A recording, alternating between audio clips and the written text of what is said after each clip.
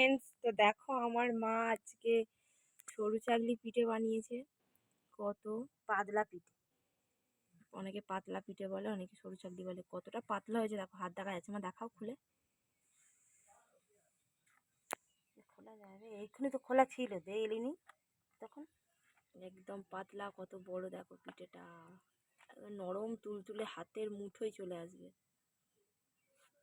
তো হচ্ছে আমি পিঠেটা করা দেখাতে পারলাম না, কারণ আমি এসেছি, আমার মায়ের করা শেষ।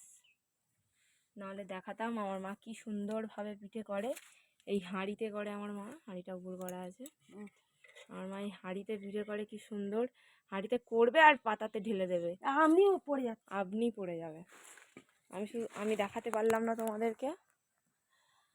তো দেখা যাক, পরের বারে চেষ্টা করব তোমাদের সাথে এই পিঠের ভিডিওটা শেয়ার করার। তো এখনের মতন টাটা।